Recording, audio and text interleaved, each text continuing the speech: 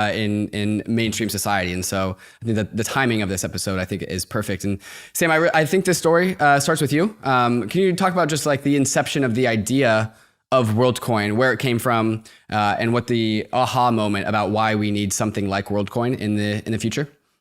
I started thinking initially that it would be quite powerful if you could have the biggest network, like the biggest financial and identity network imaginable. You could have something truly global, and sort of had no good ideas about how to do that.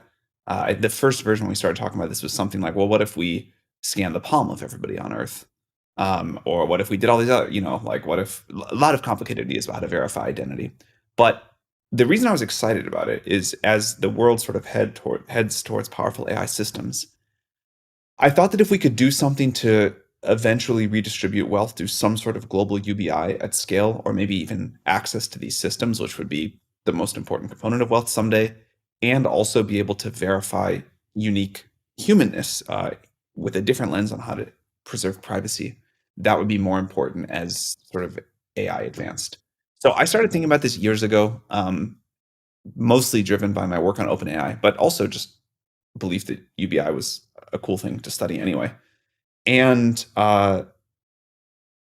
again, ideas were like deeply imperfect, but I knew something in the space I wanted to explore. Met first Max and then Alex, and thought Alex was super awesome. And I'll let Alex talk about how the ideas evolved since then, because that part is really all credit to Alex. But that was how it started.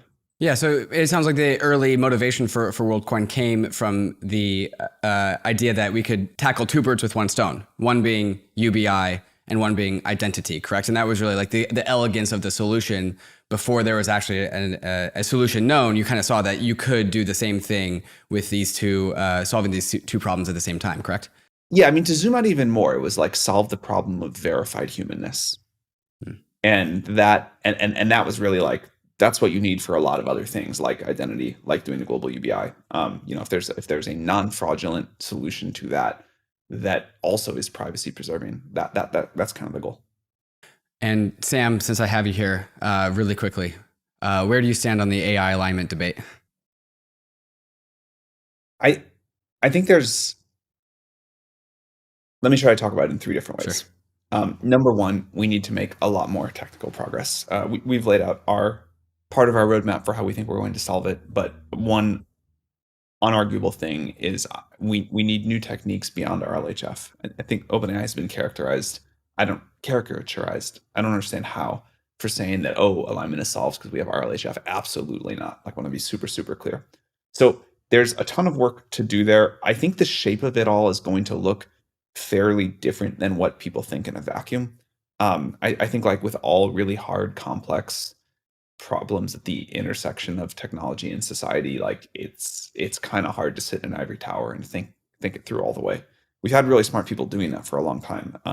Say they've made limited progress, and a lot of the progress or assumed progress they thought they've made has turned out to be wrong because the technology went in a little bit different direction.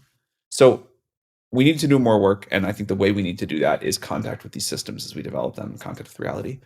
Number two, I think once we have the technical ability to align a superintelligence, we then need a complex set of international regulatory agreements, cooperation between leading efforts.